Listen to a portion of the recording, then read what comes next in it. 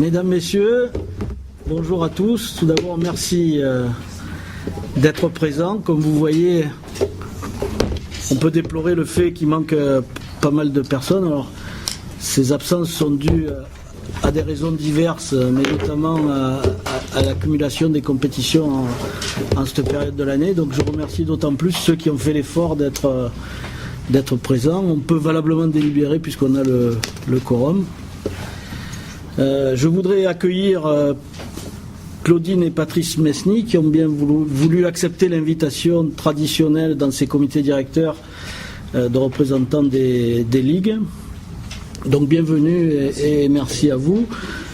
C'est des présidents de ligue présidents de ligue de longue date et secrétaires de ligue, mais aussi participants récents, enfin depuis 2 ans maintenant, 2 ans et demi, à la commission administrative. Donc merci à vous d'être là. On vous donnera la parole bien sûr tout à l'heure pour vous présenter, pour expliquer un petit peu votre vision actuelle de la fédération. Mais bien sûr, vous pouvez intervenir à tout moment du débat, comme vous avez déjà commencé à le faire ce matin. Pour revenir sur le nombre de personnes que nous sommes, on a enregistré récemment 3 démissions. Alors la première, c'est celle de Céline Mikunda, qui, suite à sa maternité récente, a de moins en moins de disponibilité et donc a préféré laisser la place. Je tiens ici à la remercier du travail qu'elle a effectué, mais surtout du fait d'avoir accepté de faire partie de l'équipe et de porter un rôle de responsable de la commission de formation qu'elle n'était pas vraiment préparée à affronter et qu'elle a quand même réussi à assumer pendant plus de 2 ans. Xavier Carrère qui a donné aussi sa démission parce que il s'est rendu compte d'abord qu'il était de moins en moins disponible et qu'il ne pouvait pas être présent aux réunions, donc que son apport était de plus en plus limité. Et surtout, on va être amené à avoir avec lui des relations de plus en plus commerciales, de prestations, puisque déjà sur Evian, on va avoir... il va fournir, je crois, par l'intermédiaire de son partenaire Gabriel, les billards américains. Donc, pour couper court à tout conflit d'intérêts et à tout mélange des gens, il a préféré lui-même, sans qu'on lui demande, donner sa démission. Ça ne change rien à nos relations et on pourra toujours l'appeler comme conseil chaque fois qu'on en aura besoin. Et il reste en phase avec le projet fédéral et la gouvernance actuelle. Le troisième, c'est Grégory Ledevantec, lui aussi son rôle à la Ligue de Bretagne et son statut de joueur de billard qui fait des compétitions régulièrement l'empêchait d'être présent. Donc ça libère 3 places pour la prochaine Assemblée Générale. On va faire appel à la candidature dans la semaine qui va arriver. Mais je tenais à remercier ces 3 personnes de leur apport depuis décembre 2012. Justement, ça m'autorise à dire que l'état de grâce qu'on a connu en début de mandature a peut-être vécu. On a eu un certain nombre de tiraillements récents entre nous. Je crois que c'est surtout dû à des problèmes de communication interne, à savoir que la machine fédérale est une machine lourde, stable, puissante, mais parfois on a des difficultés à diriger aussi souplement qu'on le ferait avec un petit véhicule. Donc on va s'atteler à essayer de gommer ces problèmes de communication. Au début de la mandature, on avait une réunion de bureau tous les mois. C'était efficace et chacun était près du projet et le prenait en main, mais on s'est rendu compte que c'était épuisant aussi. Donc progressivement, les réunions de bureau se sont un peu espacées et on se rend compte aussi qu'au comité directeur, il y a des gens qui ont l'impression que les décisions sont prises en dehors du comité directeur en amont et qu'on les tient au courant qu'au dernier moment de certaines décisions. Donc on va là aussi essayer de reprendre un mode de communication plus régulier.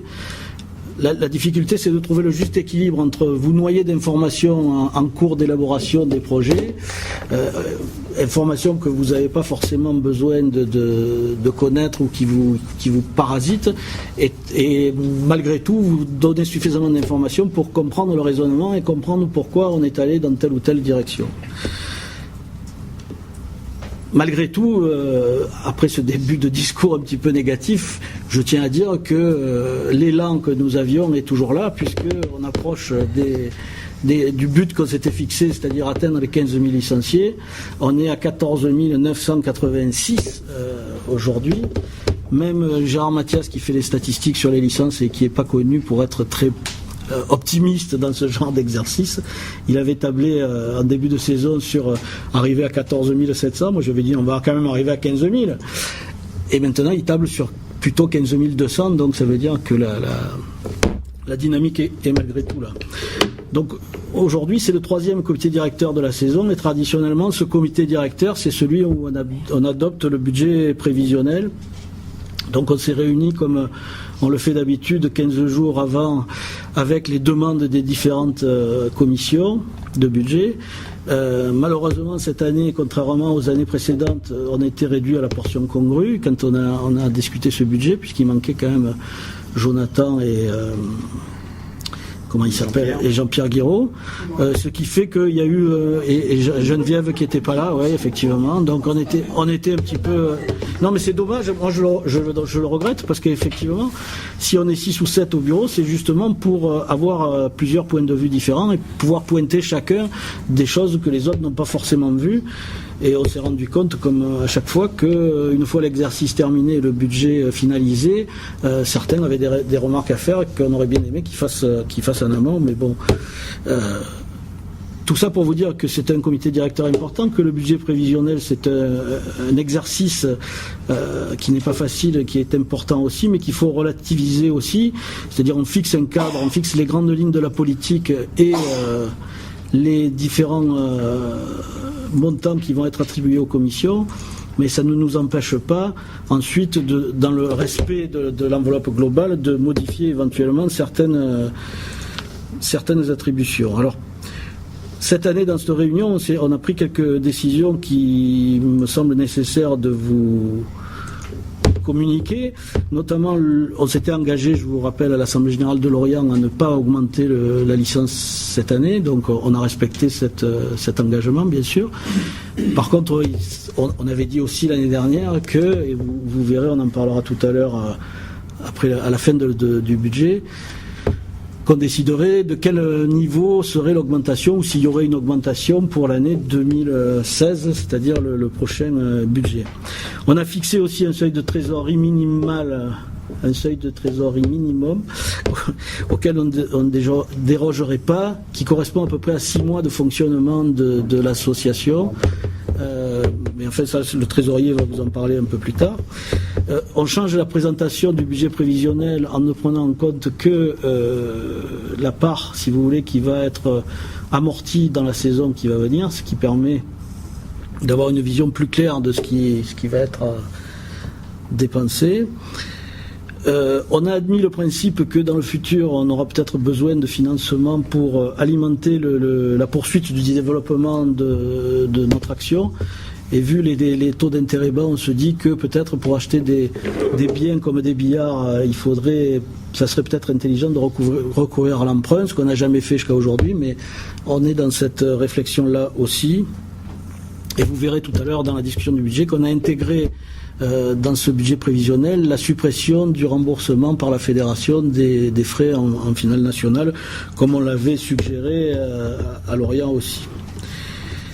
Sans rentrer dans le détail du budget, puisque c'est le rôle de Dominique tout à l'heure, vous allez voir dans ce budget que la fédération, la FFB, fait des efforts importants dans les investissements. En effet, dans ce budget, on a prévu de mettre à jour FFB Sportif qui commence à dater, qui a besoin d'être remis à niveau par rapport aux autres. Donc, un logiciel sportif pour la gestion du carambole.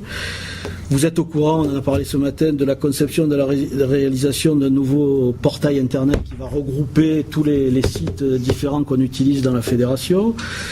Sous la houlette du président de Bretagne, de la marche de Jérôme de Rosier. On est en train de travailler avec une école sur la conception et la mise en œuvre d'un logiciel qui va servir à gérer à la fois le sportif et à la fois les inscriptions en ligne des billets à poche, ce qu'on réclamait depuis 2 ans, puisque ça a embolisé le travail de notre aide trésorière depuis des années. Donc on espère finaliser ça pour septembre 2015, pour la rentrée prochaine. Et puis on investit aussi, vous allez le voir, en organisant les finales regroupées. On le développera un peu plus tard. La professionnalisation aussi, on en a eu l'illustration ce matin dans la discussion avec l'embauche de Renaud Bérin, c'est aussi un investissement pour le futur. Vous avez tous vu qu'il y avait des clubs qui étaient vraiment en quasi faillite, en perte de vitesse, et d'autres qui étaient plus ou moins en mauvaise santé aussi. Donc l'investissement de l'embauche de Renaud Bérin, c'était justement d'avoir la possibilité et les moyens d'aller dans ces clubs, et je pense que le fait d'aller visiter les gens et de leur délivrer le message qu'il y a une autre méthode de gestion que celle qu'ils appliquent depuis des années et qui conduit à l'immobilisme portera ses fruits, et on peut déjà le voir dans le nombre de licenciés qui augmente, et dans le fait que on a l'impression que petit à petit le billard carambole est en train de se remettre un petit peu en mouvement. Alors je ne suis pas naïf et je sais bien qu'il ne faut pas relâcher l'effort et qu'il faut continuer à faire ces démarches et diversifier, multiplier le nombre de clubs dans lesquels on intervient. Je pense que des initiatives locales et des mises à disposition comme l'embauche d'Almagro en contrat retour à l'emploi et mise à disposition de la Ligue, c'est peut-être aussi un créneau à développer. On va voir un petit peu ce que va donner cette action au niveau de la Ligue Languedoc-Roussillon. Il a déjà vu, comme nous l'a dit Renaud ce matin, quasiment tous les clubs de carambole, et je pense que petit à petit le message passe et qu'il va falloir un petit délai, mais qu'on va voir les résultats, notamment la saison prochaine. Pour revenir au final de France regroupé, je me dois d'expliquer un petit peu ce qui s'est passé avec la sortie du snooker de la finale de France regroupée. L'idée qu'on avait au départ, c'était de revenir à l'idée originelle des finales de France regroupées, c'est-à-dire créer un événement qui regroupe toutes les forces vives de la fédération, qui soit assez volumineux pour faire le buzz et à la fois en taille et en durée pour réunir et pour attirer en tout cas l'attention du public éventuel et des médias. On s'est laissé peut-être un peu d'abord, quand on a décidé d'organiser Evian, on avait déjà adopté le budget prévisionnel, donc on n'avait pas prévu de ligne spécifique pour financer cet événement. Et grisé par la beauté du lieu, le fait que la ville nous suivait, etc., on n'a pas bien mesuré au départ le coût que ça pouvait représenter. Quand il y a 15 jours, 3 semaines, on a fait l'addition de toutes les dépenses que ça a généré et de toutes les recettes qu'il y avait en face, du peu de recettes qu'il y avait en face, sachant que c'est un événement qu'on organise la fédération directement sans s'appuyer comme par le passé, ni sur un club, ni sur une ligue réellement. Il y avait un différentiel qui nous paraissait tellement important qu'on a même hésité à un moment donné à prendre la décision d'arrêter Evian et de supprimer cette finale pour revenir à une organisation avec la clé un peu partout. Et puis en réfléchissant, en regardant plus dans le détail, on s'est dit que on pouvait, en limitant les dégâts du point de vue financier, organiser un Evian sur un petit modèle, c'est-à-dire on a sorti le snooker des épreuves. Pourquoi ? Pas parce qu'on déteste le snooker et parce qu'on en veut particulièrement à la discipline, pas du tout. C'est parce qu'on avait un gros problème dans l'achat, parce qu'on a pris la décision, là aussi c'est un investissement, d'acheter les tables pour les avoir à notre disposition dans les prochaines organisations. Donc on achète 6 tables de billard français, 4 tables d'américains, il fallait qu'on achète 3 snookers. Le problème c'est que les 3 snookers, on n'avait aucune garantie quant au prix, c'est-à-dire que le prix nous paraissait élevé, il fallait qu'on achète des billards en Pologne suite au championnat d'Europe qui est organisé, et qu'on n'avait aucune garantie quant au fait d'avoir les billards livrés, installés pour le début de la compétition. Donc ça faisait beaucoup d'incertitudes et un tarif qui était tellement cher que finalement en disant on sort le snooker de l'organisation, on le met à Lyon ou à Ronchère, on arrive à générer une économie qui rend supportable le déficit. Donc on a finalement réussi à faire en sorte que le déficit maximum qu'on puisse avoir soit limité aux alentours de 30 000 euros. Ça avant les demandes de subventions et avant les partenaires éventuels qu'on est activement en train de chercher, puisque depuis on s'est mis en rapport avec le président de la Ligue Rhône-Alpes, avec les présidents des clubs alentours, et qu'il y a une recherche de partenaires qui est faite et qu'il y a des demandes de subventions qui ont été posées. Donc on espère que le déficit sera moindre que celui qu'on a estimé au départ, mais bon, on ne pouvait pas se permettre de partir sur un exercice déficitaire sur l'organisation de 60 ou 70 000 euros, donc on a limité les dégâts au maximum. Voilà, je vous ai parlé de Renaud Bérin tout à l'heure. Moi je crois que sur les trois, il se met en place, il a été embauché au mois de janvier, fin janvier, si mes souvenirs sont bons. Il se met en place, vous avez vu ce matin le travail qu'il a déjà accompli, qui est la continuité de ce qu'il avait commencé avec la plateforme de service, mais là c'est plus un travail de terrain qu'on lui demande d'aller dans les clubs et à discuter avec les gens et à se rendre compte de la réalité des choses.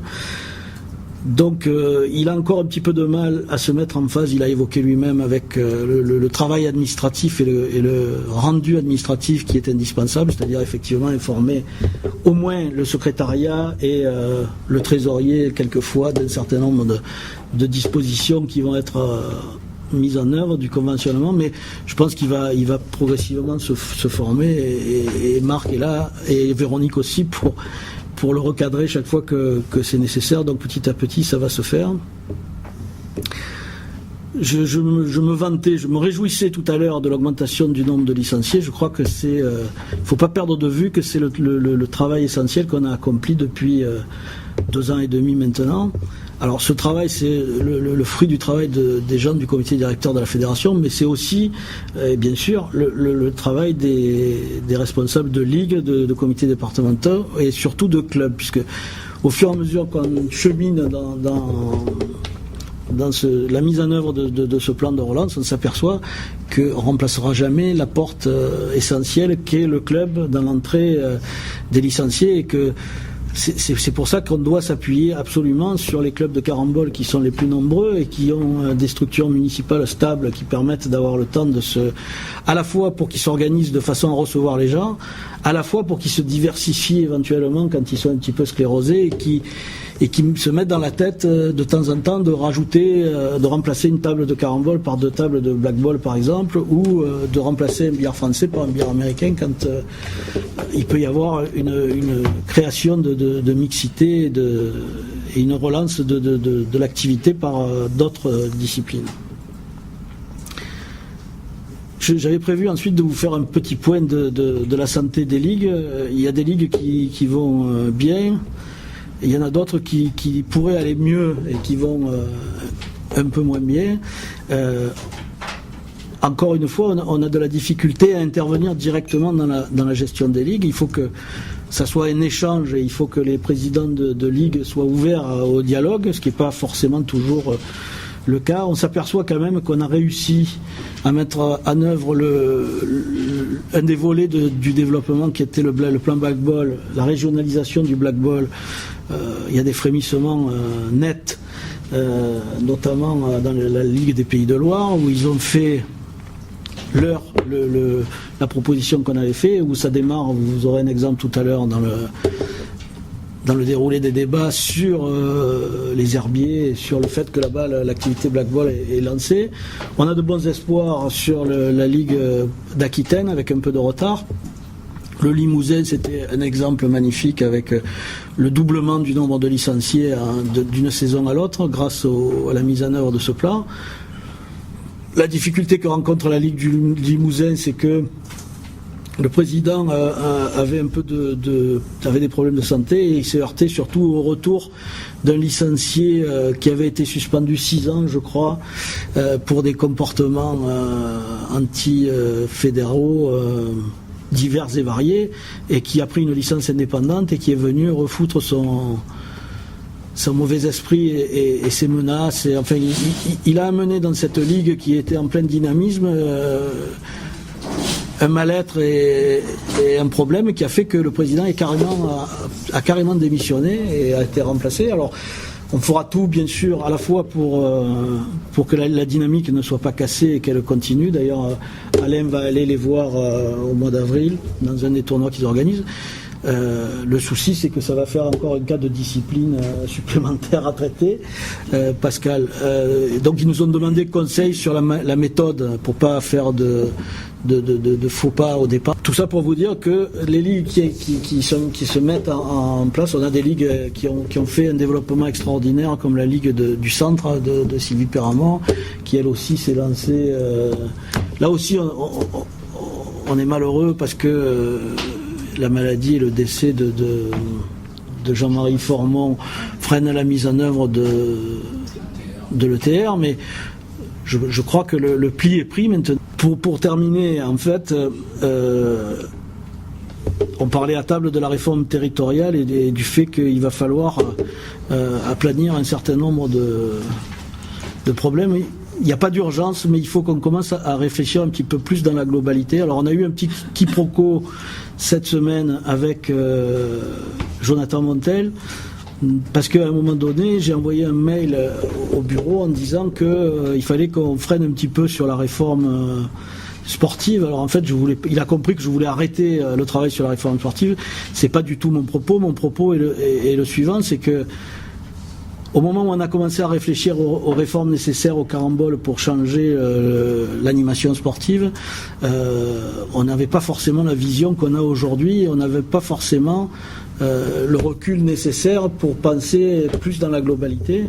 Moi, je crois important de replacer cette réforme sportive. Alors, tout le travail qui a été accompli n'est pas perdu du tout, et on attend le retour des ligues, et c'est le retour des ligues et des réflexions des ligues qui va déterminer la prise de décision ensemble de comment on continue, mais je crois que c'est important de replacer ça dans la globalité, c'est-à-dire qu'aujourd'hui, avec le dialogue qui est renoué avec les ligues, avec la suppression des remboursements pour les finales de France à l'échelon national, on n'a peut-être pas le même éclairage et pas forcément la même façon de présenter les choses aux licenciés. C'est-à-dire qu'avant de balancer auprès des 15 000 licenciés et notamment des sportifs, suppression des finales de France, même si c'est simplement une discussion et un projet, il va falloir mesurer l'impact négatif que ça peut avoir sur les présidents de clubs et les joueurs. Et surtout, je crois que ce qui est important, c'est qu'on ne fera pas l'économie à un moment donné de se réunir. Donc moi, j'avais l'idée d'organiser en octobre-novembre 2015 un colloque des présidents. Alors, colloque des présidents qui n'aura pas un objet uniquement sportif, mais je pense qu'il faut réfléchir dans la globalité aux compétences des uns par rapport aux autres, hein, aux arbitrages nécessaires dans le fait de compenser les différences de taille et de puissance financière entre les ligues et de réfléchir dans la globalité à la fois à l'animation sportive, aux compétences des uns et des autres et au niveau d'intervention qu'on doit avoir chacun pour faire avancer le billard en général.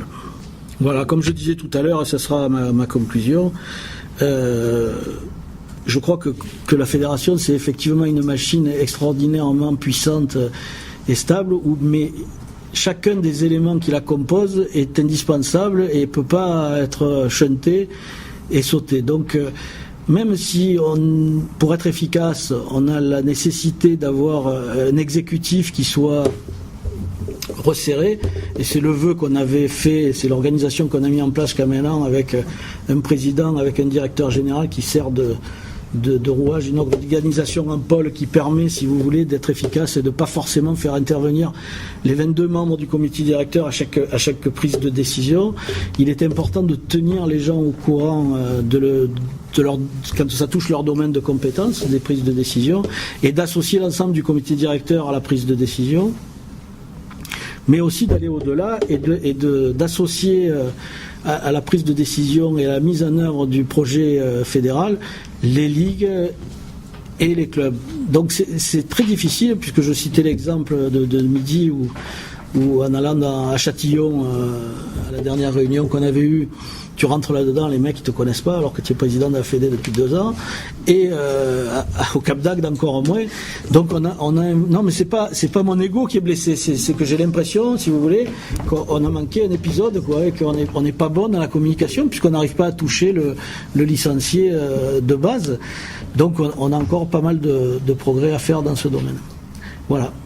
Je vous remercie. Si vous avez des questions à poser, je suis prêt éventuellement à répondre.